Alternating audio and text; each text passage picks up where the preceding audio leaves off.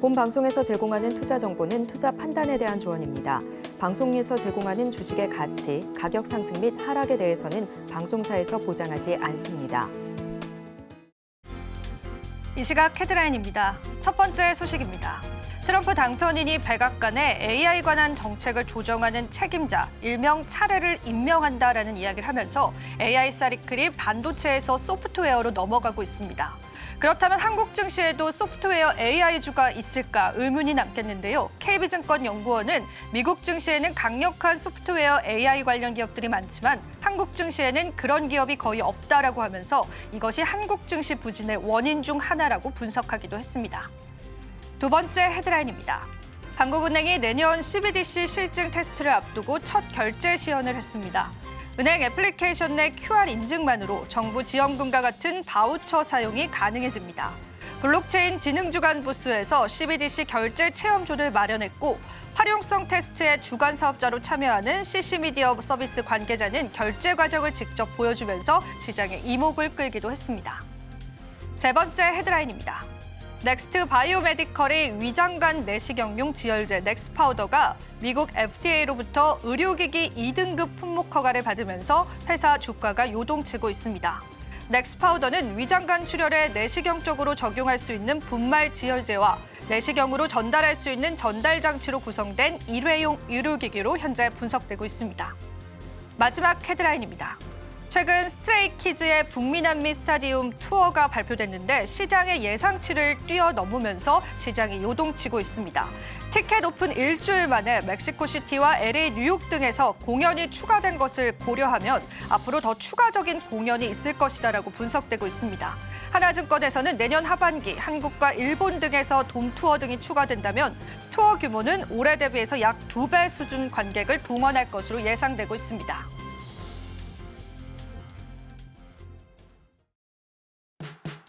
시청자 여러분 안녕하세요. 마켓 쇼쇼쇼 진행의 이지영입니다. 자, 오늘 국내 증시 보시면서 많이들 답답해하실 것 같습니다. 자, 우리 시장 마감 시장을 얼마 앞두고 있지 않은 시점에서요. 과연 종목군들은 어떤 흐름들로 이어지고 있는지 저희와 함께 체크해 보시면 좋겠습니다.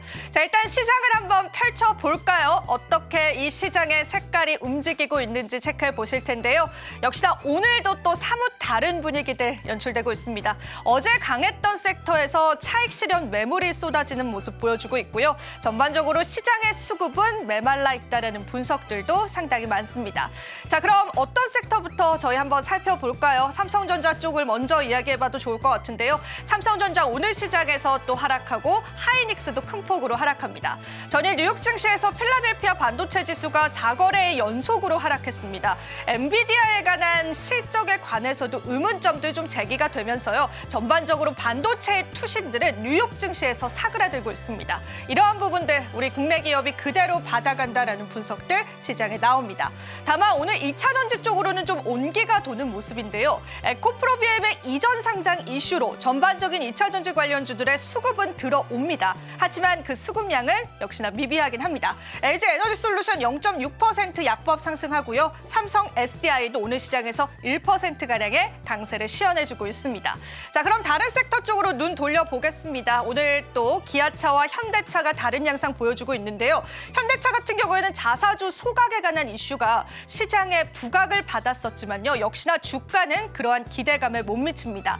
아무래도 어제 있었던 현대차 증권에 관한 악재들이 현대차에도 영향을 끼치고 있지 않을까라는 생각이 드는 시점인데요. 반면에 기아차 같은 경우에는 그래도 1%가량의 강세를 보여주고 있습니다.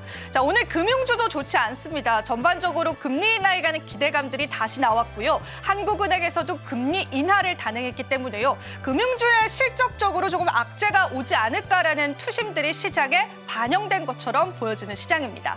그래도 오늘 시장에 수급 들어오는 쪽은 제약바이오 쪽일 것 같은데요. 셀트리온이 개별적인 이슈 있었습니다. 바이오 시밀러 의약품 중에 하나에 관해서 임상 3상을 진행한다라는 그런 소식들 전해졌고요. 그리고 삼성 바이오로직스 여전히 좋은 수주를 나타내고 있고 증권사에서도 좋은 리포트들, 방향성들 가리켜주면서요. 오늘 시장에서 4%의 강세를 시현하고 있습니다. 자, 말도 많고 탈도 많았었던 알테오젠 오늘 어떤 흐름 보여주고 있을까요? 지금 현재 구간에서는 1%가량 하락합니다. 아무래도 이러한 시장의 잡음들이 계속되는 투심 악화로 이어진 것으로 보여진다라고 보시면 되겠습니다. 자, 오늘 게임주들도 강한데요. 최근 들어서 게임주 같은 경우에는 그래도 조용한 강세를 보여주고 있습니다. 전반적으로 게임주의 환경 변화가 또 시장에서 긍정적인 영향을 끼치고 있다라고 보시면 되겠습니다. 자, 이 마감 시장 얼마 앞두고 있지 않은 시점에서 우리 시장에 관한 이해도를 넓혀봤다면요. 이제는 전문가님과 함께 시장에 관한 전략 잡아보시면 좋겠습니다. 자, 오늘도 함께해 주실 분 바로 소개해드리겠습니다. 영앤리서치의 최진욱 본부장님 함께해 주셨습니다. 본부장님 안녕하세요. 반갑습니다. 네, 본부장님 저희 또 시장 어떻게 보시는지 우리 네네. 시청자분들에게 한 말씀 부탁드리겠습니다. 일단 뭐 전일 미증 시가 또 반도체주가 좀 약세 흐름들이 좀 나와주면서 뭐 금일 같은 경우 저희 국내 증시에도 일단 반도체 쪽에 좀 약세 흐름들이 좀 나와주고 있는 모습이고요. 일단 이제 전일 같은 경우는 뭐 트럼프에 대한 부분들 관세 이야기부터 시작을 해서 뭐 보조금 이슈 뭐 이런 부분들이 일단 조금 더 투심을 악화시키고 있는 부분들은 사실이긴 합니다.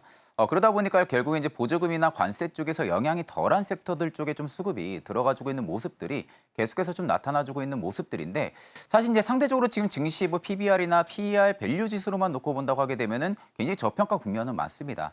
그만큼 언제든지 뭐 외국인 자금과 뭐 기관의 자금들은 유입이 될 가능성이 굉장히 높은데 결국 이게 이제 반등 기점을 잡아주려 하게 되면은 국내 증시 쪽에 대한 부분들의 긍정적인 좀 수급 변화들의 흐름들이 좀 나타나줘야겠죠. 그런 부분들을 좀 체크를 한다고 하게 되면은 일단 지금 증시에서는 좀 공격적으로 좀 매수 포지션을 잡고 좀 들어가기보다는 일단 지금 실적 밸류 굉장히 좋은데도 불구하고 좀 낙폭이 키워져 있는 그런 기업들을 좀 선별적으로 체크해 보실 필요가 있다고 보고 있고요. 그만큼 지금 증시에서는 개별 장세가 뚜렷하게 이어지고 있는 상황입니다. 그렇기 때문에 뭐 그날 좀 개별적인 이슈라든지 개별적인 종목들의 재료 이런 부분들에 있어서 굉장히 좀 민감하게 움직이고 있는 장세이기 때문에 내가 오히려 지금 시점에서 데이 트레이딩을 확실하게 할 수 있다라고 하는 부분들이 아니라고 하게 되면은 일단 저는 현금성 자산은 살짝 좀 가지고 있으면서 관망 투심도 조금 더 높여 나가시는 게 어떨까 좀 그런 말씀을 드리겠습니다.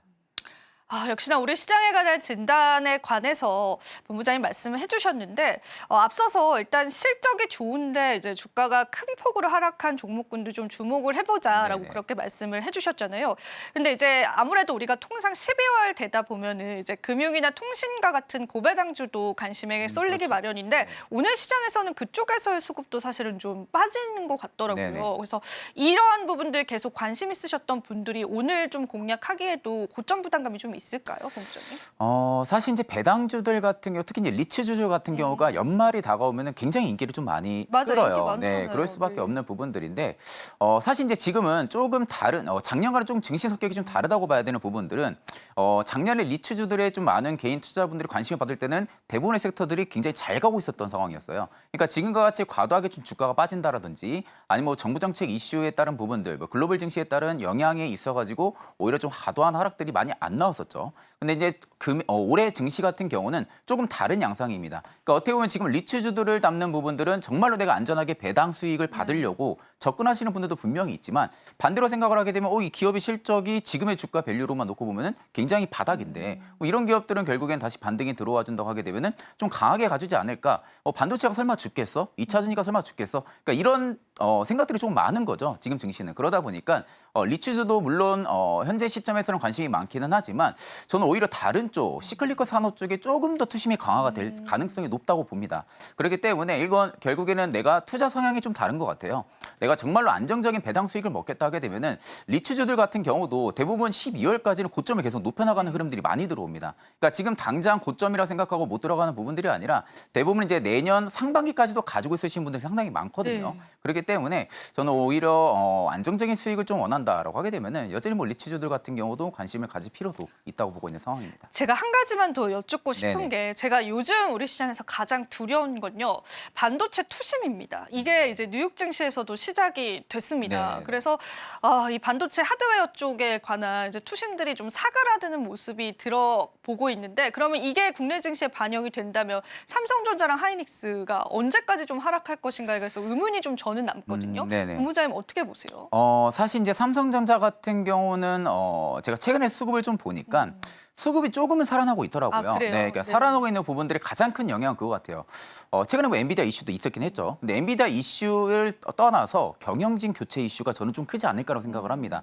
일단 11월 달에 전격적으로 이제 교체한다는 이야기가 좀 있었고요. 아마 연말 중에는 임원진들을 전부 다 교체를 한다든지 DS 사업부 쪽에 대한 부분들의 경영진들을 교체를 해서 오히려 좀 사업적인 전략을 강화한다라는 부분들이 조금 더 투자자들한테 관심을 좀 많이 받는 것 같습니다. 그러니까 그런 부분들이 결국에는 삼성전자 입장에서는 쉬운 결정은 아니었을 거예요. 결국엔 쉬운 결정이 아닌 부분들은 다른 기업들 같은 경우 특히 뭐 SK하이닉스나 뭐 마이크로이나 이런 기업들 보게 되면은 돈이 되는 사업들은 굉장히 잘하고 있는 상황이고, 근데 반대로 대한민국의 좀 1등을 할 수 있는 기업인 삼성전자 같은 경우가 우리는 그 부분들을 지금 못 쫓아가고 있는 부분들에 있어서 일단 좀 확실하게 칼을 빼든 모습은 저는 맞다고 봅니다. 그러면 결국 이 칼을 빼든 모습에 있어서 외국인의 투심이 확실히 살아나줘야 되는 부분들인데, 일단 저는 현 시점에서는 반도체 쪽 아직 이슈가 좀 크잖아요. 관세 이슈가 좀 큰 상황이고 보조금 이슈가 좀 큽니다. 결국 이제 이 보조금이 저는 제일 큰 문제이지 않을까 생각이 많이 드는데, 일전에 바이든 정부 때도 보조금을 지급되는 부분들 때문에 현지의 법인을 많은 설립들을 좀 진행을 했었고요. 특히 2차 전지 쪽도 마찬가지고 반도체 쪽도 마찬가지죠. 근데 이게 결국에는 물거품이 될 수가 있는 부분들이잖아요. 그러니까 그런 부분들이 여전히 지금은 리스크로 좀 남아있는 상황이기 때문에 일단 이 리스크가 좀 불거지는 그 시점이 저는 오히려 조금 더 바닥일 가능성이 높다. 다만 이제 아직은 바닥이라고 좀 단정하기가 다소 어려운 거죠. 맞아요. 바닥이라고 단정하기는 여전히 트럼프 쪽에 대한 부분들이 과연 앞으로 어떤 식의 정책적인 변화들이 생길지, 그리고 이제 이런 부분들을 양국 간에 어떻게 좀 협업을 진행을 할지, 이런 부분들이 확실하게 이슈가 나와줘야 그때 가서 뭐 오히려 삼성전자, SK하이닉스가 세론 이슈로 타격을 받는다고 해도 저는 오히려 그게 더 안전하다고 봅니다. 그렇기 때문에 지금 삼성전자 많이 떨어졌다, SK하이닉스 많이 떨어졌다 해서 매수 관점 붙기보다는 조금은 한 걸음 좀 뒤로 물러나서 새로운 이슈가 됐든 뭐가 됐든 이슈는 정확하게 파악을 하고 그러고 접근하는 게 맞지 않을까, 그렇게 보고 있는 상황입니다. 네, 반도체의 투심 다시 살아나기를 바라보겠습니다. 자, 오늘 시장 정리는 이 정도로 해보도록 하고요. 이어서 저희가 준비한 코너가 있습니다. 리포트 스포트라이트 시간 준비되어 있습니다. 자, 오늘은 저희가 방위 산업에 관해서 이야기를 나눠볼 예정입니다. 얼마 전에 일론 머스크발에 관한 이슈 때문에 큰 폭의 하락세 겪었는데요. 과연 우리가 객관적으로 이 산업은 어떻게 바라볼 수 있을지 여러분들 그 정답들 한번 얻어보시면 좋겠습니다. 자, 그럼 이어서 리포트 스포트라이트 이어집니다.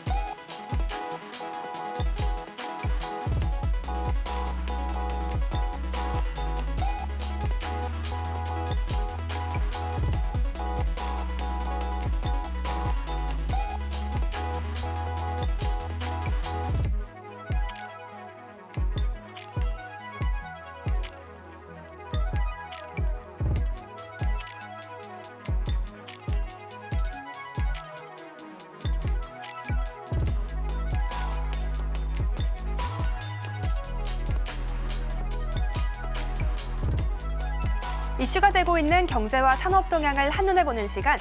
안녕하세요. 리포트 스포트라이트의 이채은입니다.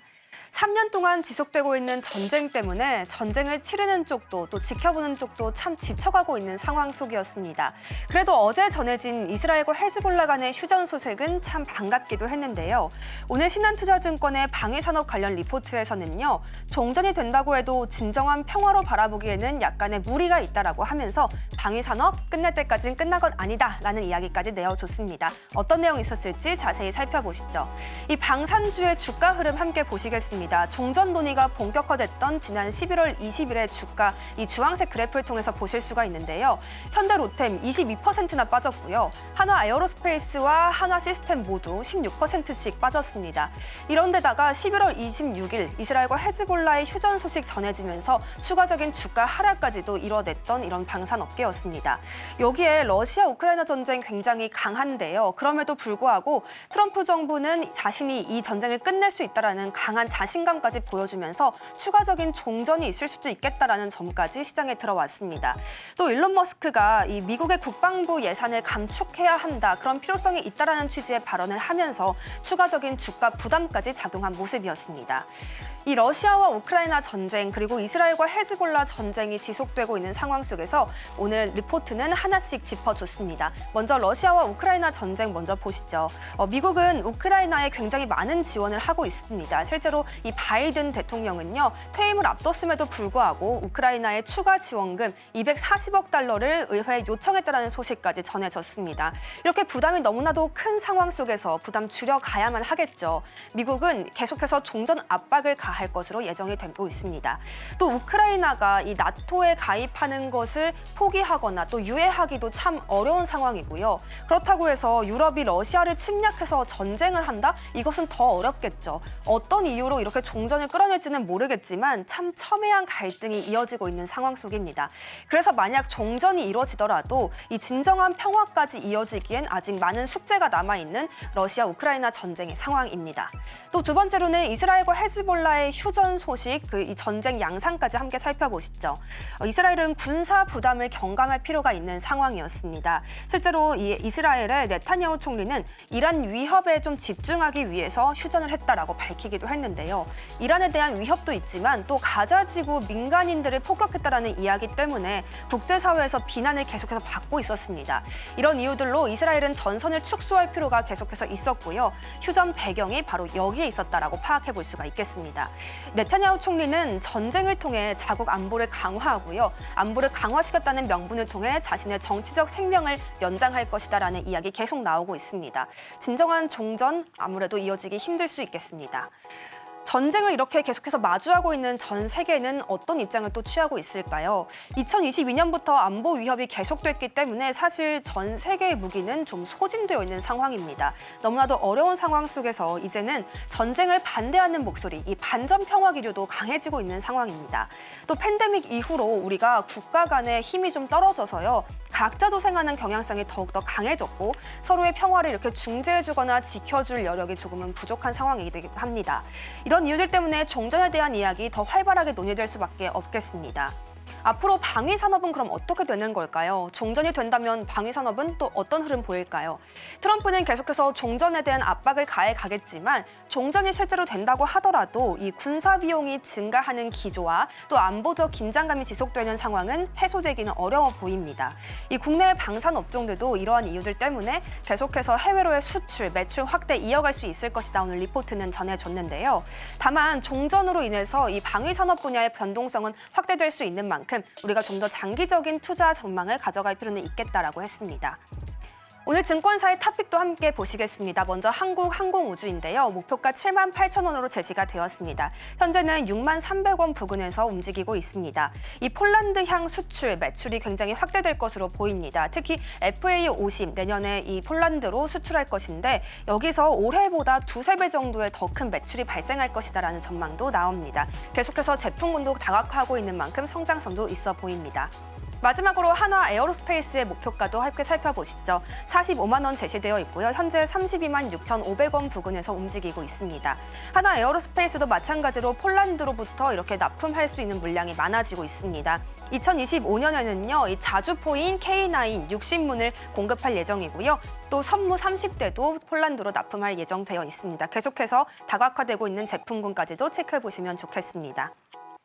전쟁이 끝나도 안보 긴장감은 계속 이어질 것으로 보인다라는 오늘 리포트의 평가가 있었습니다. 하지만 아무래도 이 종전은 방위 산업의 변동성으로 강하게 작용하는 만큼 우리가 더 투자 전략을 가져갈 필요가 있겠는데요. 그 부분은 전문가님과 또 함께 보시죠. 지금까지 리포트 스포트라이트의 이채은이었습니다.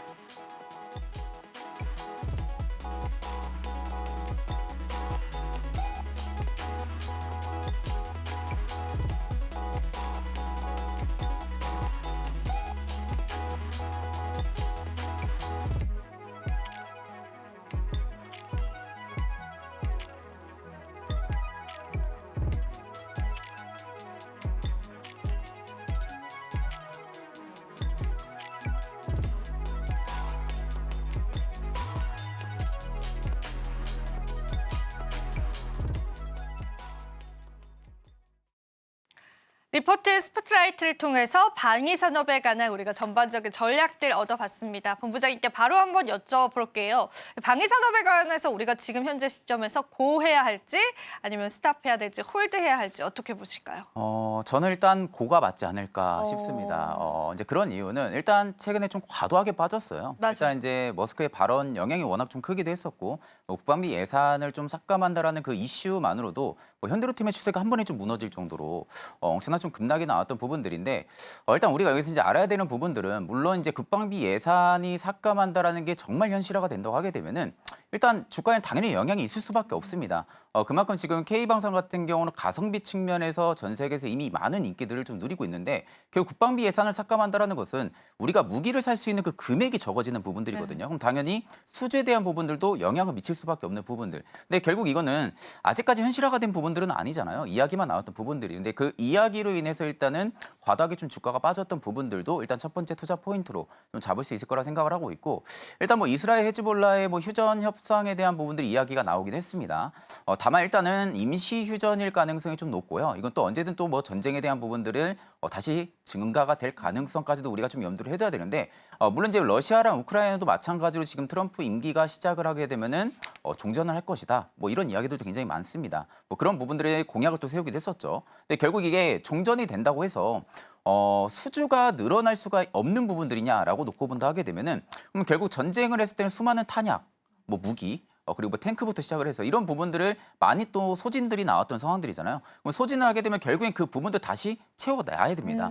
채워놔야만 나중에 또 추후에 어떠한 또 위협적인 침략이 또 이어졌을 때 바로바로 또 전쟁에 투입이 될 수 이런 부분들을 방위 체계를 좀 채워놔야 되는 부분들이기 때문에 결국엔 수주에는 전혀 저는 문제가 없을 가능성이 높다고 보고 있고요. 그리고 이제 여기서 중요한 것은 트럼프도 마찬가지로 지금 미국 살리기만 하고 진행을 하고 있잖아요. 맞아요. 네, 그래서 지금 미국 어떻게 보면 중국에 밀어내는 부분들 중국이랑 군비 전쟁을 해나갈 수도 있는 거죠. 결국에는 그럼 군비 전쟁을 해나간다고 하게 되면은 실질적인 MRO 사업 쪽에 대한 부분들에도 수주가 늘어날 수밖에 없는 부분들. 왜냐하면 미군 해군 지금 잠수함이라든지 그리고 배라든지 이런 부분들이 노후화가 되어 있는 게 굉장히 많습니다. 노후화가 되어 있는 부분들은 결국에는 수리를 해야 되고요. 아니면 새 거로 그렇죠. 새 거로 좀 교체를 한다든지 아니면 이제 그 안에 뭐 무기 같은 부분들도 교체를 해준다든지 그런 부분들이 있어가지고 결국 하나오션이 또 그 수주를 따놨던 부분들이고요. 그러다 보니까 실질적인 군비 전쟁에 대한 부분들이 또 현실화가 될 가능성도 높겠죠. 그러면 결국 이제 군비 전쟁이 현실화가 된다 하게 되면은 아시아 전반위적인 지역 쪽에 국방비 예산이 또 증가를 해줄 수도 있는 거죠. 그러니까 이런 부분들 우리가 전체적인 부분들을 고려를 했을 때 과연 이 발언 하나로 그리고 전쟁 종식이 될 거라는 그런 우려감이라 해야 될까요? 아무튼 그런 이유로 인해서 방산주 쪽에 오히려 하락이 나온다 하게 되면은 저는 그게 과도한 하락이라고 좀 생각을 하시는 게 맞지 않을까 싶습니다. 결국 실적은 계속해서 눈에 찍히고 있는 상황이고요. 데이터적인 면도 지금 계속해서 눈에 찍히고 있는데 뭐 최근에 현대로템 측에서 뭐 칠레에서 지금 뭐 비싸다 뭐 이런 이야기들도 있더라고요. 근데 물론 뭐 비싸다라고 이야기하는 부분들은 일단 지금 부정적인 이슈가 나왔기 때문에 그 이슈에 좀 얹혀져서 나오는 부분들이라고 좀 생각을 하면 되시고 그 K방사는 가성비 면이 굉장히 탁월한 부분들이기 때문에 여기가 비싸다고 하면 과연 다른 나라들은 얼마나 더 비싸다는지 이런 부분들 좀 생각을 하셔야 돼요. 그렇다 하게 되면 결국 현대로템도 마찬가지고요. 한국항공우주도 마찬가지고 뭐 하나 에어로스페이스도 마찬가지고 수주는 저는 오히려 시간이 지나면 지날수록 더 늘어날 가능성이 높다고 봅니다. 우리가 이 전쟁이라는 거 예상 솔직히 잘 못했던 부분들이잖아요. 네. 그리고 전쟁이 시작했어도 뭐 정말 길면 한 달. 일주일이면 끝날 줄 이렇게 알았는데. 길어질 줄은 그렇죠. 사실은 본부장님 몰랐습니다. 네, 그렇죠. 근데 이제 너무 네. 장기화가 됐잖아요. 이게 이제 뭐 러우 전쟁에 대한 부분들이 이야기가 무뎌질 정도로 맞아요. 너무 장기화가 됐는데 그러면 결국 이제 각국 나라에서도 언제든 전쟁은 날 수 있다라는 부분들이 계속해서 인식이 될 수밖에 없는 거죠. 그러면 결국에는 국방비 예산 부분들을 삭감한다? 오히려 그 반대일 가능성이 높습니다. 그렇기 때문에 실질적인 지금 뭐 폴란드 쪽이라든지 뭐 칠레 쪽이라든지 이런 부분들 쪽에서는 계속해서 수주가 늘어날 가능성은 굉장히 좀 높다라고 보고 있는 상황이고 그런 부분들을 놓고 본다 하게 되면은 결국 방산주들의 매력도는 굉장히 높아질 수밖에 없다라고 생각을 하고 있기 때문에 저는 오히려 방산주들 눌림이 나온다 하게 되면은 저는 충분히 관심 포트에 넣어놓고 지켜보시는 게 맞다고 보고 있는 상황입니다. 여기서 또 중요한 포인트는 오히려 이번에 눌렸을 때가 좀 매수의 기회로 잡을 수 있다는 부분인 것 같아요. 네네. 계속 산업적으로 좋게 보시니까. 네네. 근데 저는 이제 이런 좀 의문이 들어요. 방산주가 살짝 투자자 입장에서 애매하다라고 느껴지는 게 이게 이제 기업들마다 우주 쪽이랑 연결이 되는 것들도 그렇죠. 있고 네네. MRO라는 이제 그렇죠, 조선 그렇죠. 쪽이랑 연결되는 네네. 부분도 있기 때문에 참 그 구분을 짓기가 어렵더라고요. 네네. 그럴 때는 저희가 또 그 확장되어서 섹터들까지 생각을 해볼 필요는 있겠죠, 공장님. 그렇죠. 결국 이제 우주 쪽 같은 경우, 특히 이제 우주항공 쪽 같은 경우는 내년 미국에서 정권이 집권이 시작이 돼도 네. 분명 성장 받을 거예요. 그러니까요. 네, 그럴 것 그럴 수밖에 같아서 없는 게 또. 일단은 네. 머스크가 또 스페이스 X 쪽에 대한 부분들에 워낙 또 그런 자신감 그런 부분들이 너무 또 많은 상황이기 때문에 실질적인 우주항공 쪽에 대한 부분들의 수혜도 분명히 이어질 가능성은 높습니다. 그럼 반대로 MRO 사업 쪽에 대한 부분들도 결국엔 노후화된 뭐 해군의 잠수함, 뭐 배 이런 부분들 교체 작업이 진행이 된다 하게 되면은 이쪽도 당연히 뭐 수혜가 될 가능성이 높겠죠. 그래서 결국에는 저는 방산 쪽을 접근을 한다고 하게 되면은 원래 이제 방산 쪽에 대한 부분들의 사업 모멘텀만 가지고 있는 기업보다는요. 반대로 이제 하나 에어로스페이스 같은 경우도 우주항공 쪽에 대한 부분들이 모멘텀을 가지고 있고 항공우주 같은 경우도 우주항공 그쵸, 쪽에 대한 가지고 모멘텀을 있죠. 가지고 있고 그러니까 이런 좀 어떻게 보면 하반 경직이 조금은 제한이 될 수 있을 만한 종목들이 접근이 가능하다고 보고 있는데 근데 이게 이제 조금 다른 성격으로 봐야 되는 것은 방산주만의 온리 수급을 받는다고 하게 되면은 현대로템이나 이런 완전 방산 쪽에만 사업이 몰두되어 있는 기업들이 굉장히 잘 갑니다. 오히려. 네, 그렇죠. 오히려 그런 쪽의 기업들이 잘 갈 수밖에 없는 부분들이고 반대로 이제 우주항공 쪽에 대한 부분들의 수혜가 조금 더 이어진다 하게 되면은 대표적으로 뭐 항공우주나 그런 하나 가죠. 에어로스페이스가 조금 더 탄력적으로 움직이겠죠. 근데 다만 이제 현 시점에서는 방산주들이 과도하게 빠졌잖아요. 그쵸. 항공우주 지금 우주항공 쪽이 과도하게 빠진 부분들이 아니고 그럼 맞아요. 결국에는 방산주 쪽에 대한 부분들의 투심이 개선이 된다고 하게 되면은 당연히 현대로템 같이 이런 굵직한 기업들이 강하게 움직일 가능성이 굉장히 높습니다. 그렇기 그러면 때문에 저희가 네네. 키 종목을 물어보려고 했는데 네네. 본부장님이 말씀해 주신 것 같아요. 네, 저는 일단은 현대로템이 가장 지금으로서는 탑픽이지 않을까 생각이 좀 많이 들어요. 저는 일단 엊그저께 그렇게 과도하게 주가 빠지는 거 맞아요. 보고 사실 좀 의아했습니다. 그렇게까지 주가가 좀 빠질 만한 부분들은 아니라고 생각을 했고 이게 실적이 그렇다고 지금 둔화가 되고 있는 부분들도 아니거든요. 맞아요. 이미 수주에 대한 부분들, 수주 잔고도 지금 많이 채워놓고 있는 많이 상황이고, 빠졌네요. 네. 그런데 지금 제가 최근에 바닥 부분에서 보니까 다시 수급이 좀 개선이 많이 되고 있더라고요. 기관에서 다시 수급이 좀 들어와주고 있는 부분들이기 때문에 일단 저는 일부 지금 장기 홀더를 했던 물량들이 일단은 차익을 본 건 사실입니다. 차익을 보고 나가긴 했지만 그 물량을 누군가가 현 시점에서 계속 받아주고는 있다라는 거죠. 근데 물론 떨어진 만큼의 되돌림이 강하진 않습니다. 되돌림이 강하지 않은 부분들은 뭐 여전히 지금 아직까지 뭐 지정학적 리스크 부분들 이런 부분들이 좀 남아 있는 상황이기도 하고 또 지금 머스크 발언 쪽에 대한 부분들도 어느 정도 좀 영향이 있는 것 같기도 하고요. 네, 그러다 보니까 일단은 확실하게 반등은 안 나와주지만 일단 지금 구간에서도 계속해서 메이저 쪽에서 수급이 받쳐준다라는 것은 일단 과도하게 빠졌다라는 것을 알고 있다라는 거죠. 그렇기 때문에 오히려 저는 앞으로 좀 외형 성장과 실적 성장을 놓고 본다라고 하게 되면은 실질적인 현대로템이 지금의 가장 방산 쪽에서는 탑픽이 되지 않을까 그렇게 보고 있는 상황입니다. 오늘 또 이제 산업 리포트 말씀을 해주시면서 네네. 저는 좀 눈에 띄었던 게 우리가 사실은 방산과 우주항공 좀 겹섹터에 포함된 그런 기업들이 네네네. 많잖아요. 그런데 실제 주가의 탄력을 보면 방산 쪽을 확실히 하는 쪽, 우주를 확실히 하는 쪽들이 잘 간다라고 하셨기 때문에 네네. 그런 면에서 현대로템을 공략하는 전략들도 좀 괜찮지 않을까 네네. 그런 생각이 좀 들기는 합니다. 네. 더 빠질 수도 있을 위험도 좀 있을 것 같은데 그 얼마나 빠지는지 어디가 저점인지는 좀 확인하고 가는 게 좋지 않을까요? 일단 저점 부분들은 좀 확인을 해볼 필요성은 있는데 지금 보니까 한 이틀 정도 지금 바닥에서 크게 밀리지 않더라고요. 아, 그래요? 네, 네. 크게 밀리지가 않는다라는 것은 일단은 아래쪽에서 매수 물량 호가를 누군가가 받아주고는 있다라는 거거든요. 그러니까 물론 이제 여기서부터 또 밀릴 수는 있겠죠. 밀릴 수는 있겠지만 이게 전체적으로 현대로템만 밀리지는 않을 겁니다. 네. 전반적인 섹터에 대한 부분들의 투심이 조금 빠지면서 밀리는 가능성 여부를 좀 생각을 해야 되고 그렇다 하게 되면 결국은 현대로템을 지금 가격적인 구간들의 매력적인 구간이 왔다고 해서 뭐 100% 비중의 몰빵에 대한 부분들 투자는 절대 안 되고요. 일단 분할 매수가 접근이 가능한 구간입니다. 그러니까 내가 기존의 현대로템을 지금 사야지 했다가 계속 위로 올라가서 못 샀던 그런 투자자분들 입장에서는 분할 매수가 굉장히 지금은 매력적인 구간이고 일단 단기 입형들이 전부 다 꺾인 상황이긴 합니다. 단기 입형들이 지금 전부 다 꺾인 상황이긴 하지만 네, 제가 오늘 방송 오기 전에 좀 확인을 해보니까 현대로템의 저점에서 고점을 찍었던 구간들까지 추세를 쭉 보니까 추세가 아직 깨지진 않았더라고요. 단기 추세는 깨졌지만 중장기 상승 기조 추세가 아직 깨지지가 않았다는 것은 일단 우리가 200일선까지는 일단 하락폭을 열어둘 수는 있어요. 하락폭을 열어두는 부분들을 생각을 하시고 거기까지는 분할 매수를 좀 받을 수 있는 여력이 있어야 된다는 거죠. 그렇기 때문에 오히려 저는 200일선 위쪽으로는 충분하게 반등 기조가 들어와 줄 가능성을 꼭 체크를 하셔야 되는 부분들이고 그렇다 하게 되면 결국 이제 방산 쪽에 대한 부분들이 수급이 살아난다. 그럼 당연히 저는 현대로템이 좀 대장으로 움직일 가능성이 높다고 보고 있기 때문에 일단 저는 지금은 피할 구간들이 아니라 좀 기회로 보고 접근을 해야 되는 구간이지 않을까 그렇게 보고 있는 상황입니다. 네, 오늘 또 현대로템에 관한 전략들 같이 한번 저희가 얻어본 것 같고요. 저희 이제 마감 시장 얼마 앞두고 있지 않은 시점입니다. 우리 본부장님께 마감 시장 전략 짧게 한 말씀 들어보면서 우리 좀 마감 한번 지어보면 네. 좋겠습니다, 본부장님. 일단 뭐 오늘 나왔던 부분들의 소식 중에 하나가 지금 미국 증시 쪽에 자금 유입이 역대급으로 커져 있는 상황이더라고요. 네. 지금 글로벌 자금의 분배도로 보니까 한 1,020억 달러 정도가 유입이 됐는데 그중에 미국이 1,060억입니다. 그렇다 하게 되면 거의 대부분 미국 쪽에 자금이 쏠리고 있다는 거거든요. 그렇네요. 네. 근데 결국 이제 미국 살리기 부분들의 정책 효과도 분명히 클 것이고요. 그러다 보니까 이제 결국엔 저희 나라와 미국 간의 좀 디커플링 현상도 좀 많이 나오고 있는 부분들인데 일단 우리가 여기서 생각해야 되는 것은 미국인들의 설문조사에서 약 60% 이상이 내년에도 미국 증시는 올라갈 것이다. 네, 맞아요. 이런 이야기들 굉장히 많이 하는데 일단 반대로 생각을 하면 됩니다. 국내 증시와 미국 증시와의 밸류로만 놓고 봤을 때 PER, PBR 밴드로만 놓고 봤을 때는 어디가 더 싸냐라는 부분들이 질문을 나온다 하게 되면은 당연히 국내 증시가 지금은 쌀 수밖에 없는 부분들이거든요. 그러면 결국 투자자들의 입장에서도 비싼 가격에 사기는 부담스러울 수밖에 없습니다. 그럼 반대로 싼 가격에 있는 부분들의 종목들을 조금 더 매수를 하고 조금 더 물량을 많이 확보하려고 하는 그런 취지들은 전부 다 입장이 변함이 없는 부분들이거든요. 그래서 일단은 가장 여기서 이제 중요한 부분들은 국내 증시에 좀 호재성 이슈가 좀 나와줘야 돼요. 현 시점에서는 그 이슈가 아직은 조금 부진한 부분들이 있기 때문에 일단 이런 부분들을 고려를 했을 때는 저는 충분히 국내 증시가 지금은 매력적이지 않을까라고 보고 있는 상황입니다. 네, 좋습니다. 저희 그럼 바로 마감 시장 살펴보고 다시 한번 찾아뵙도록 하겠습니다.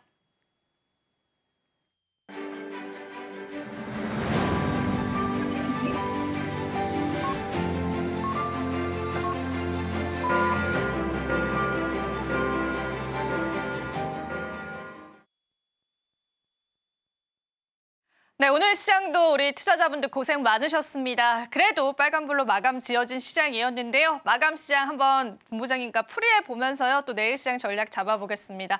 오늘 마감 시장 어떻게 보셨을까요, 본부장님?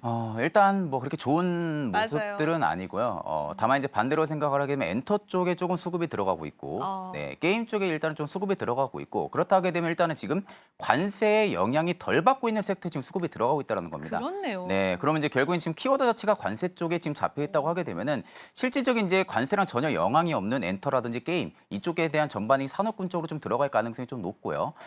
반대로 지금 이제 중국의 무비자 이 이슈도 일단은 지금 15일 30일로 늘어난 상황이잖아요. 그러니까 그런 부분들이 일단은 항공사라든지 여행주 쪽에 대한 부분들의 수요가 일단은 좀 증가를 시켜줄 수 있을 것이다. 한국 쪽도 오늘 네, 좋았나요, 그렇죠. 본부장님? 그러니까 이런 쪽에 일단은 좀 들어갈 가능성이 높고요. 일단 지금 큰 이슈가 있잖아요. 항공 쪽에는 대한항공과 아시아나의 이슈 합병 하면서. 이슈. 네. 네. 물론 이제 이게 세론으로 작용을 할지 그러게요. 어떻게 작용할지 네. 모릅니다. 이건 이제 뭐 나와봐야 알는 LCC도 부분이지만. 영향 받을 것 같아요. 네, 그렇죠. 물론 이제 아마 제가 합병하니까. 보기에는 항공주 대부분이 다 영향을 받을 그쵸. 거예요. 네, 다만 이제 이게 이제 어떤 이슈가 나와주고 나서 이게 이제 과연 그 방향이 어디로 움직일지 여부는 솔직히 미지수입니다. 네, 맞아요. 지금 상황에서는. 다만 일단은 여행주들이 다시 바닥권에서 위로 올라와주고 있다는 것은 일단 긍정적으로 바라볼 수가 있는 부분들.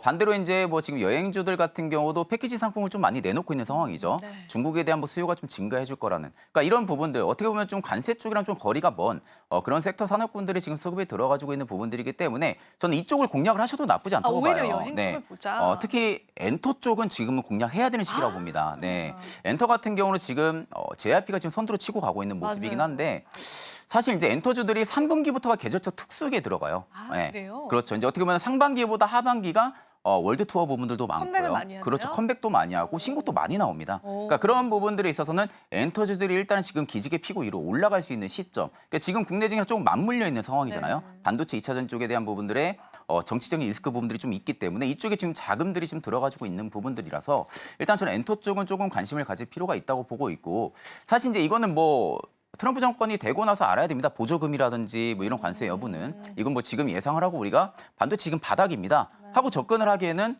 너무 무리수라는 거죠. 네. 그렇기 때문에 이쪽은 조금은 관심 종목이만 넣어두시고요. 지금은 일단은 수급이 받쳐주고 있고 기관과 외국인이 받쳐주고 있는 그런 섹터 산업군에 접근하시는 게 맞지 않을까 보고 있는 상황입니다.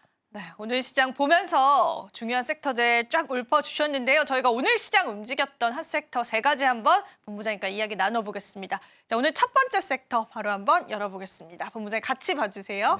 하반기 신규 상장주이긴 한데 사실 조금 개별적인 이슈가 있었습니다. 소프트웨어 관련한 종목군들도 있고요. 인스피언 오늘 상한가 나오고 에어레인도 25% 정도 나와줍니다. 사실 이 종목군들이 신규 상장했었을 때는 좀 부진했었는데 네네. 이게 좀 오늘 시장에서 올라주네요. 어떻게 전략 좀 잡아볼까요? 일단 가장 큰 투자 포인트 그거인 것 같아요. 지금 증시를 올릴 만한 이슈가 없다. 없습니다. 네, 그러면 결국엔 신규 상장주 쪽에 자금이 몰릴 수밖에 없는 부분들이거든요.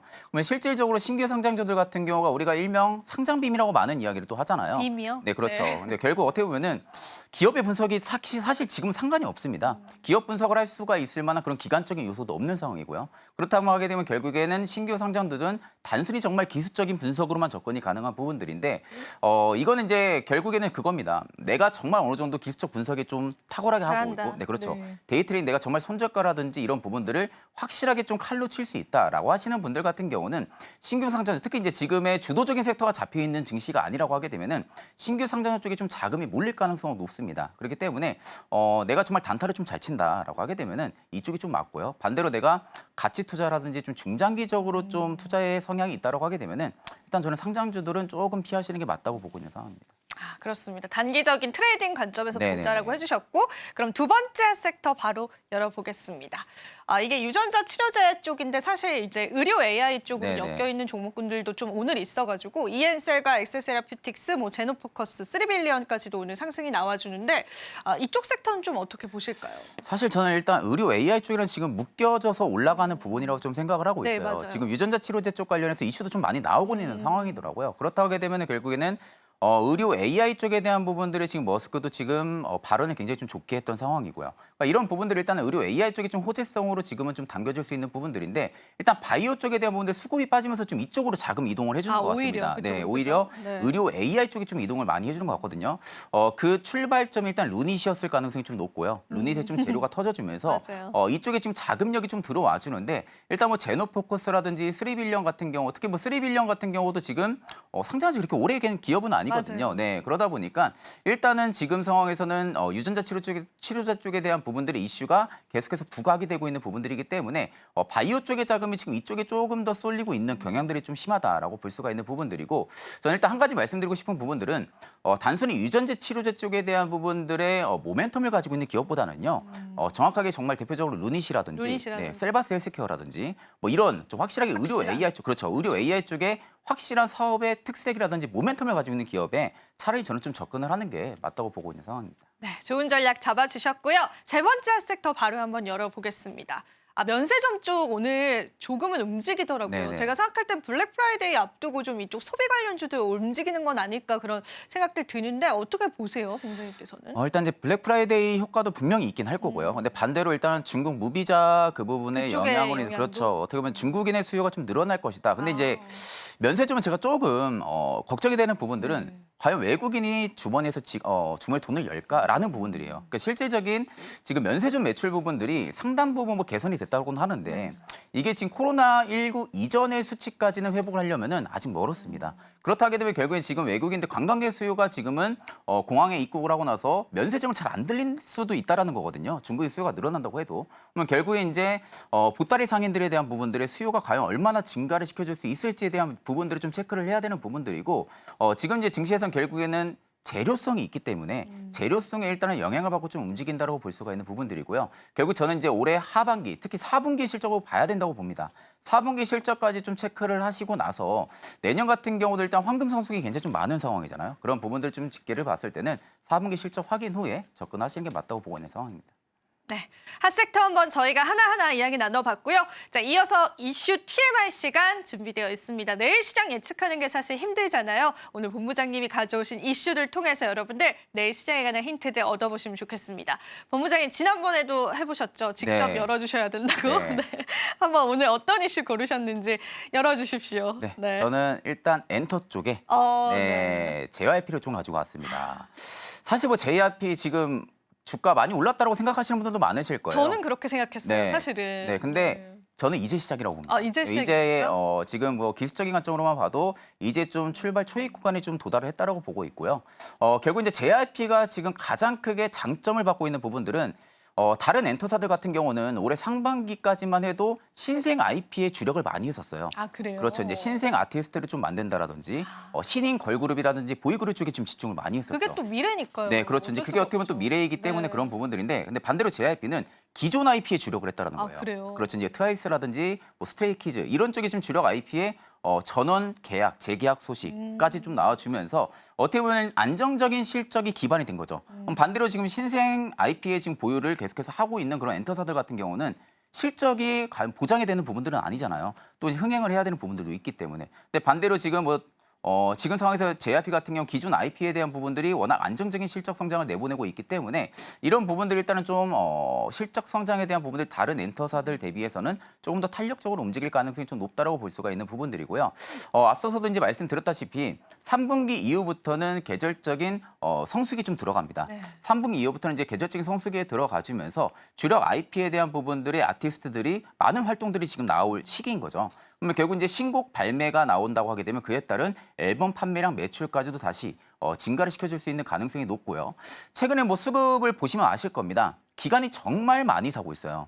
네, 기관이 그냥 지금 바닥에서 싹 다 사고 있을 정도로 정말 매수를 많이 하고 있습니다. 그렇다 하게 되면 일단은 지금 시점에서 연기금의 자금까지 들어와 준다는 것은 이건 결국 단기성에 대한 부분들의 수급이 아니라 중장기적인 대한 부분들의 수급일 가능성이 높다라고 생각을 하셔야 됩니다. 그러니까 결국 지금의 주가가 고점이다, 저점이다, 지금 주가가 적합하다라고 판단하기 너무 이르다라는 거죠. 그렇기 때문에 오히려 저는 이제 JYP, 특히 이제 엔터주들 같은 경우가 JYP를 필두로 전반적인 투심이 지금 개선이 되고 있는 상황이기 때문에 저는 오히려 그 중에서도 일단은 가장 실적이 탄탄하게 성장을 할 수가 있고 기존 IP에 대한 부분들의 효과를 충분히 볼 수 있는 JYP 같은 경우를 좀 탑픽으로 가지고 왔습니다. 사실 오늘 또 뉴스 찾아보니까 스트레이키즈에 관해서 콘서트 매진 이야기가 또 네네. 나왔어요. 네. 그래서 이제 추가 콘서트 공연이 열린다라는 이야기들 나오면서 실제로 그 미국 시장에서 굉장히 뜨겁구나. 기존 네네. 아티스트에 관한 매출 향이 굉장히 넓겠구나 이런 생각 좀 들기는 네네. 한데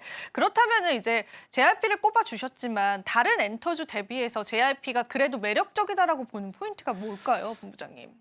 앞서 말씀드린 대로 기존 IP 성공이에요. 잘해주고 네, 왜냐하면 이제 결국 이게 신생 IP는 도박이나 마찬가지입니다. 아, 그렇죠. 네, 그렇죠. 결국 이게 인기몰이를 하면은 정말로 대박이지만 반대로 인기몰이 못하고 또 수면 아래로 내려가는 IP들도 굉장히 많거든요.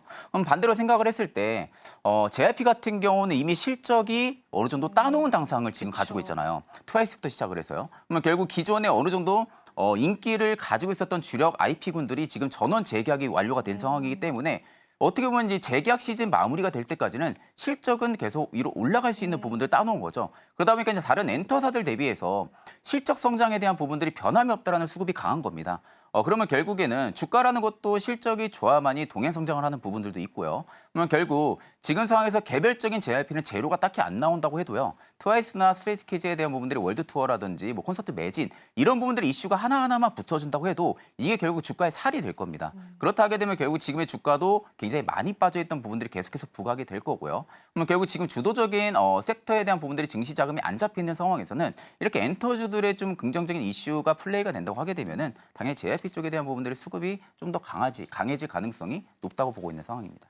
저는 또 이제 개인적으로도 엔터주에 관해서 긍정적으로 보는 그 이유 중에 하나도 관세를 좀 피해가는 품목이다라고 그렇죠, 네. 하는 부분들인 것 네네. 같아요. 사실 우리가 이러한 가수 그리고 어떤 콘텐츠 같은 걸 생산하는 그런 회사이기 때문에 그렇죠. 사실상 지금까지 두려워하고 있는 관세를 피해갈 수 있다라는 부분에서도 그렇죠. 굉장히 좋은 것 같은데 엔터주를 제외하고는 사실 그 관세주 피해갈 만한 그런 섹터는 우리 시장에는 없는 걸까요? 사실 엔터주들 제외하고는 전반적으로 게임주들도 좀 관세는 게임주들. 피해갈 수 네, 있겠죠. 그쵸. 게임주들 같은 경우도 관세는 피해갈 수 있는 것 중에 하나도 결국엔 지금 게임주들이 역성장을 굉장히 많이 했습니다. 올해 내내 계속 역성장이었어요. 솔직히 올해 신작 이야기하라면은 이야기할 사람 몇몇 없을 겁니다. 저도 모르겠어요. 네, 결국 이제 넥슨의 퍼스트 디센던트라든지 넷마블이 나온 랩 말고는 딱히 신작 부분들의 흥행 효과를 본 게 없었어요. 근데 이제 결국 여기서 우리가 중요하게 생각해야 되는 것은 게임스컴이 지나왔고요. 지스타가 지금 지나왔습니다. 지금 대형 게임사들이 꽤 오랜 기간 동안 개발비 투자들을 진행을 했었고 마케팅 비용을 지금 쓸어 담고 있는 부분들이 내년에 신작이 나오는 거거든요. 넥슨 같은 경우 카잔이 또 나오기도 하고요. 또 뭐 크래프톤은 인조이가 나오고 펄어비스는 또 붉은 사막이 나오고 이런 부분들 특히 뭐 넷마블 같은 경우는 7개의 대제라는 애니메이션 굉장히 인기하는 그런 거거든요. 근데 이게 결국에는 게임으로 또 출시하고 하고 그러니까 이런 부분들에 내년 대형 게임사들의 대작이 지금 대거 몰려 있는 상황이에요. 그렇다게 되면 결국에는 이익 수익 레벨이 높아질 수 있을 거라는 기대감이 살아나겠죠. 하반기 때는. 근데 물론 이제 여기서 가장 중요한 건 그겁니다. 흥행을 해야 돼요. 그렇죠. 네, 흥행을 만약 하지 못한다고 하게 되면은 그 실적 타격도 무시는 못할 겁니다. 근데 결국에는 지금 게임사들 같은 경우가 신작에 대한 흥행 효과를 확실하게 보고 있는 상황들이 없기 때문에 결국 지금 기존작 대비해서 신작을 내놓을 때는 굉장히 많은 노력들을 해왔을 거란 말입니다.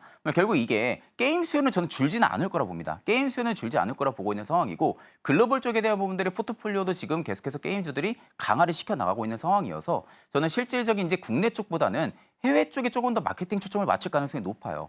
그렇다 하게 되면 결국 이제 콘솔 게임 쪽에 또 강자인 기업들도 살아날 수가 있고 그러니까 그런 전반적인 부분들을 봤을 때는 엔터라든지 게임 같은 경우 특히 지금 가장 큰 이슈인 관세를 좀 피해갈 수 있는 이런 부분들이 조금 더 자금력이 좀 살아날 가능성이 높겠죠.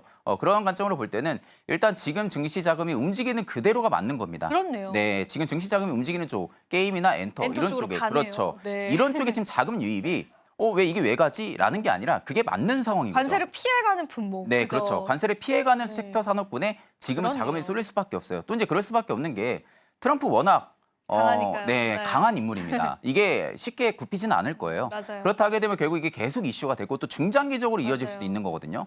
그렇다 하게 되면 결국 이쪽 섹터가 단기적인 수급이 아니라 네. 또 수익 이상의 수급이 좀 이어질 가능성이 높다라는 것을 꼭 체크를 해야 될 것 같습니다. 일단 앞서서 이제 게임 엔터도 좋지만 엔터 안에서 JYP의 주가가 사실 이제 시작이다라는 그런 말씀을 해주셨는데 저도 오늘 또 증권사 리포트 보니까 JYP 주가 아직 저평가되어 있다 이런 의견도 시장에는 있더라고요. 네네네. 그렇다면 우리가 전략을 어떻게 잡아봐야 될지 솔직히 저 같은 성향을 가진 투자자는 좀 가격이 부담스럽다라는 생각이 사실 들기는 네네네. 하거든요.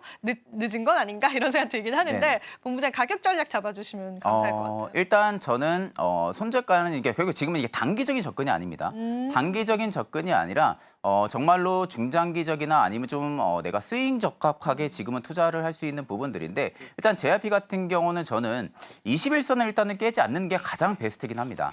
21선을 일단 깨지가 않는 부분들이 가장 좀 베스트라고 보고 있고요. 일단 저는 62,000원은 이탈 안 할 가능성이 높다고 봅니다. 그러면 결국 62,000원대까지는 내가 이탈 안 한다라는 관점으로 볼 때는 좀 손절 범위도 좀 넓게 잡아야겠죠. 왜냐하면 이쪽에 대한 부분들이 이익 스윙도 높기 때문에. 그럼 결국 저는 올해 하반기 사실 뭐 12월까지 잘 모르겠지만 9만 원, 10만 원대까지는 9만 원, 10만 원까지요? 저는 네. 돌파가 나올 가능성도 굉장히 높다고 보거든요. 왜냐하면 지금 매물이 많지가 않아요. 위쪽 매물이. 그러니까 지금 아래 6만 원 아래대가 매물이 꽤나 많았었습니다. 악성 매물도 굉장히 좀 많았었고요. 근데 이 매물들을 지금 전부 다 잡아먹으면서 위로 올라와 준 구간들이기 때문에 상대적으로 지금 7만 원과 8만 원, 9만 원 레벨 범위에 있어서의 효과는 그렇게 탄탄하지가 않아요.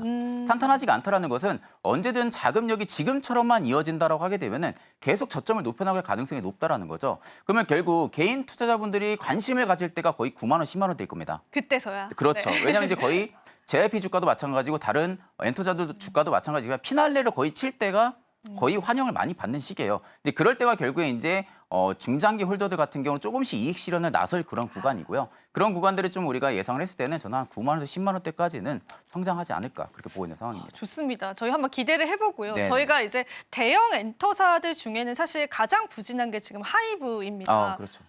잡음이 좀 많아요. 시장에 네. 뭐 리스크로 대두되는 부분들 많죠. 제가 설명하지 않아도 다들 아실 텐데 그러면 하이브 같은 경우에는 가격 전략 우리가 어떻게 잡아볼 수 있을까요? 긍정적으로 보실까요, 일단은? 일단 하이브 같은 경우는 이게 사실 이제 이게 엔터주들이 투자하기가 가장 어려운 게 아티스트들의 악재가 언제 나올지 모른다는 거예요. 그렇죠. 그게 그렇죠.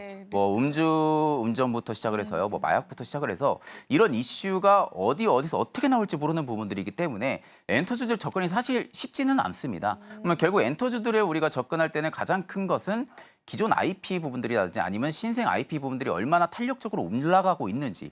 이런 부분들 좀 체크를 한다고 하게 되면 사실 하이브도 지금 방탄 쪽을 좀 많이 벗어나려고는 한다고는 하죠. 방탄 쪽을 많이 벗어나서 방탄 쪽에 대한 부분들의 효과를 다른 신생 IP 쪽에서 좀 끌어쓰려고 하는 그런 부분들도 굉장히 좀 많긴 한데 그게 여전히 다른 엔터사들 대비해서 많이 역부족인 상황이죠. 워낙 자본도 지금 현 시점에서는 많은 상황이고요. 그러면 결국에 하이브 같은 경우가 예전에 좀 말이 많았던 게 엔터주들이 움직이면 만약 하이브다라는 이야기가 나올 정도로 수급들이 굉장히 많이 몰렸었습니다. 맞아요, 근데 그랬었습니다. 최근 움직임 동향을 보면은 JYP 쪽에 자금이 더 많이 쏠리고 더 있는 많이 상황이에요. 쏠리고요. 네. 그렇기 때문에 일단 하이브는 저는 이 떨어지는 칼날은 좀 피하는 게 맞다고 보거든요. 오히려 피하자. 네, 그렇죠. 오히려 지금 엔터주들이 전반적으로 수급이 개설이 된다고는 하지만 지금 JYP 대비해서 다른 엔터사들 수급이 그렇게 강하진 않아요. 수급이 강하지가 않은 상황에서는 하이브의 주가 역시도 일단은 워낙 시가총액이 또 높은 기업이기 때문에 순간적인 출렁임에 또 밑으로 변동을 키우고 내려갈 수도 있습니다. 그러니까 그런 부분들을 좀 생각을 할 때는 엔터주들이 지금 전반적으로 전부 다 빠진 상황이고요. 이제 막 JYP가 출발을 시작을 했고 그러면 결국 지금 어느 정도 제한적인 자금력 내에서는 여러 종목 다 못 올립니다. 하이브도 올리고 SM도 올리고 JYP도 올리고 다 못 올리는 상황들이 연출이 된다고 하게 되면은 결국 실질적인 지금의 이익 성장 레벨이 높아질 수 있을 만한 기업에 자금 초점이 몰릴 수밖에 없는 부분들. SM도 궁금한데요, 부장님. SM 같은 이 김에 경우는 SM까지 한번 전략을. 저는 사실 네. SM이 중국 쪽에 영향을 좀 많이 받아요. 아, 그럼. 네, 그렇죠. 이제 다른 엔터사들 대비해서 네. 중국에서 인기가 너무 많습니다. 중국 쪽에 대한 부분들이 인기가 너무 많기 때문에 사실 이제 중국 쪽에 대한 부분들 내수 경제가 좀 살아난다고 하게 되면은 SM이 조금 더 탄력적으로 움직일 가능성이 산업용 높아요. 해제 그 가능성 대두되면서 충분히 그렇죠. 받을 수 있지 않을까요? 네, 그렇죠. 이제 저도 네. 충분히 받을 거란 보는데 네. 주가는 그 반대로 움직이더라고요. 그러니까요. 네, 오늘도 안 주가는, 좋네요. 네, 네. 주가는 좀 정반대로 움직인다는 것만 놓고 봤을 때는 사실 지금 SM이나 다른 뭐 YG라든지 뭐 하이브 쪽에 접근을 조금 더 우리가 시간을 두고 접근해도 나쁘진 않겠다. 그럼 반대로 지금 JYP의 추세가 깨지지가 않는다 하게 되면은 엔터주는 전반적으로 계속해서 투자 공략이 가능한 구간이기 때문에 저는 사실 뭐 SM도 지금 물론 좋게 봅니다. 중국 쪽에 대한 부분들의 수혜를 가장 또 크게 받을 수 있는 기업이기도 하고요. 그런 부분들을 좀 봤을 때는 엔터주들 전반적으로 특히 이제 대형 엔터사들 위주로는 그래도 계속 좀 체크를 해볼 필요성이 있지 않을까 그렇게 보고 있습니다. 네, 좋습니다. 자, 오늘도 저희가 투자 전략 받아봤습니다. 본부장께 감사 인사 드리면서 보내드리도록 할게요. 본부장님, 오늘도 고맙습니다. 네. 마지막으로 본 방송에서 제공해드리는 정보는 투자 판단에 대한 조언일 뿐입니다. 가치 판단과 상승 하락 보장하고 있지는 않다는 점 다시 한번 유의 부탁드립니다. 자, 저희는 내일 이 시간에 더 알찬 정보들로 찾아뵙도록 할게요. 오늘도 시청해주신 여러분 고맙습니다.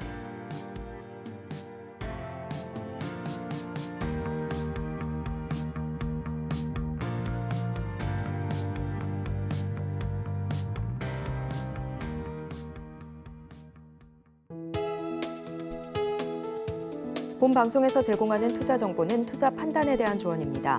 방송에서 제공하는 주식의 가치, 가격 상승 및 하락에 대해서는 방송사에서 보장하지 않습니다.